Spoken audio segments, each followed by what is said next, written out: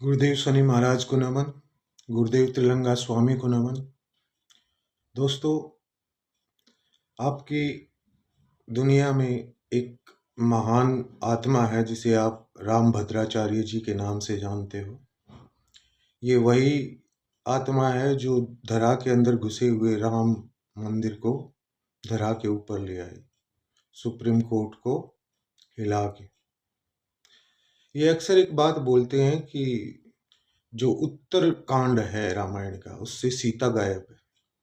लोगों को समझ ही नहीं आता, सीता गायब कैसे होगी, ये सीता गायब कैसे। वहां पर जो महारानी सीता का बखान किया गया है वो पूर्ण नहीं है, वो ये कहना चाहते। लेकिन ये हुआ कैसे? ये सीता माता का जो वहां पूरा बखान था उसको हटाया कैसे गया? ये हुआ जब हमारे देश पर बौद्ध काल का शासन चल रहा था।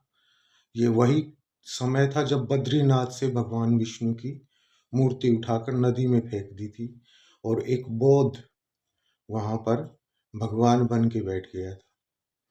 पूरे भारत में मंदिर तोड़े जा रहे थे, उस समय की बात है। तब ये पूरी धरा पर उन्होंने अपना एक तंत्र, बौद्ध तंत्र, हाँ बौद्ध का एक तंत्र होता है। बुद्धि से एक तंत्र पैदा होता है, मरकरी से एक तंत्र पैदा होता है। उसके जानने वालों ने हमारे मंदिरों को तोड़ा था। तब शंकराचार्य जी ने आके जो वहां पर भगवान बनकर बौद्ध बैठा था बद्रीनाथ पर, उसको थप्पड़ मार के भगाया था। ये बोला था कि चले जाना पूरे भारत से, वरना भस्म कर दूंगा अपने तंत्र से। तंत्र इस जगत का मूल है, ये ध्यान रखना। भगवती सीता का जो रूप वहां पर छिपाया गया, ये वही काल था। भगवती सीता के बारे में थोड़ा सा बात करते हैं। भगवती मैं क्यों कह रहा हूं? अगर आप देखेंगे रामायण रामानंद सागर की, तो वहां पर माँ भगवती पार्वती भी उन्हें जगदम्बा के नाम से संबोधित करती है, लेकिन ये रामायण में भी संबोधित करती है और वो है भी जगदम्बा। सीता महासती है।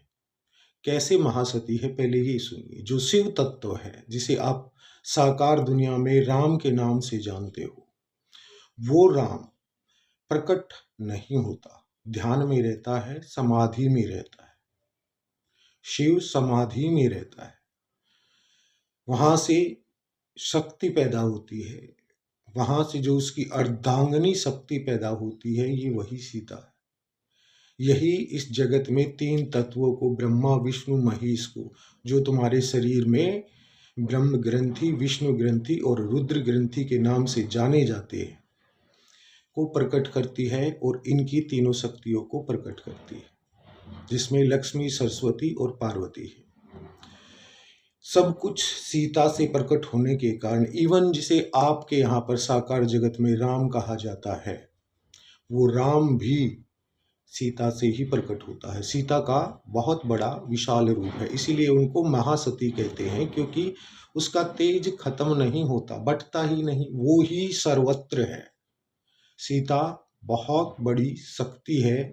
इसीलिए भरद्वाज ऋषि ने वाल्मीकि जी को बोला था कि आपने रामायण तो लिख दी, लेकिन भगवती सीता का बखान नहीं हुआ।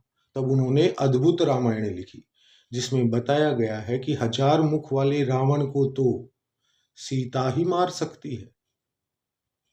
राम रावण को मार सकता है, राम तो अहिरावण को भी नहीं मार सकता। उसके लिए जो बजरंग बली भेजा था, उसको भी 5 तंत्रों को बुलाना पड़ा था, जिसमें से एक वाराही है। उन 5 तंत्रों ने मिलकर अहिरावण को मारा था।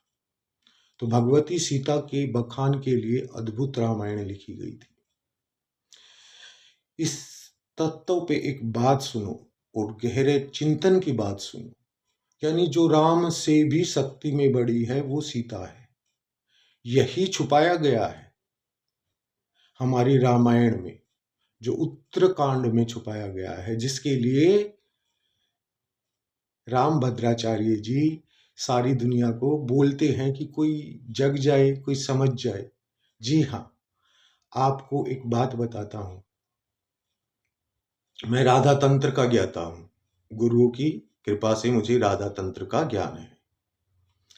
राधा तंत्र वो तंत्र है जो कालरात्रि तंत्र के बाद शुरू होता है। यानी हमारी दुनिया में, हमारे जिस जगत में हम ब्रह्मांड में रह रहे हैं, यहाँ पर जितने भी तंत्र हैं, चाहे रुद्र तंत्र है, चाहे ब्रह्मा तंत्र है, चाहे विष्णु तंत्र है, ये सब कालरात्रि तंत्र के नीचे ही आते हैं। इन तंत्रों की भी स्वामिनी, यानी इन सब कालरात्रि के तंत्र से भी बड़ी राधा, वो राधा जिसका नाम सुनने से ऋषि मुनि, ब्रह्मा विष्णु महेश, यहां तक कि आपकी कृष्णा स्तंभित हो जाते हैं, वो राधा। जय श्री राधे। राधा महारानी से भी बड़ा तंत्र सीता तंत्र है। सीता किसकी स्वामिनी है? पूरे तेज की स्वामिनी है। वो ही अपने तेज से ब्रह्मा विष्णु महेश और ईश्वर यमराज को प्रकट करती है। उनको प्रकट करने के बाद जो राधा रानी उनको 4 पावे बनाकर और आकाश तत्व को, यानी शिव तत्व को बिछाकर, जिस पर कमल रूप में वासती है, जिसे तुम त्रिपुर सुंदरी कहते हो, उस तंत्र से भी बड़ा तंत्र सीता तंत्र है। यही बात बताने की श्री राम भद्राचार्य जी कई बार कोशिश करते हैं। और मैं आपको एक बात बताता हूँ, आपको कुंडलिनी जगाने के लिए सबसे पहले जो काम करना पड़ता है वो ब्रह्म तंत्र को जगाना पड़ता है। ब्रह्म ग्रंथि को जगाने के लिए, विष्णु ग्रंथि को जगाने के लिए विष्णु तंत्र, और रुद्र ग्रंथि को जगाने के लिए रुद्र। विष्णु योगिनी से चलता है।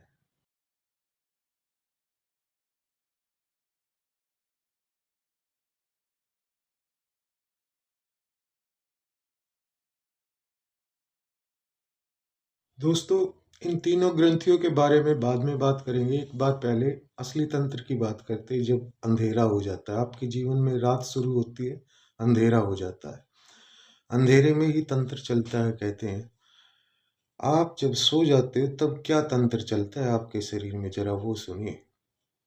जब आप सो जाते हो, आपकी आंखें बंद हो जाती है, तो आपकी मति को, आपकी बुद्धि को बाहर का जो दिन में आप घूम रहे थे राजा बन के, वो सब बंद हो जाता है। तब राज चलता है धृतराष्ट्र का। धृतराष्ट्र किसे कहते हैं? धृतराष्ट्र उस राजा को कहते हैं जिसकी आंखें नहीं है, जो ध्वनि पे चलता है, यानी सुनकर चलता है, कानों से चलता है, उसका राज। उस राज में क्या होता है कि दुर्योधन पैदा होता है। दुर्योधन कम नहीं होता। दुर्योधन जो है वो इतना शक्तिशाली होता है कि भानुमति को भी हरा दे। तभी तो भानुमति उसकी पत्नी है। यानी सूर्य की बुद्धि को भी जो धोखा दे दे, वो दुर्योधन।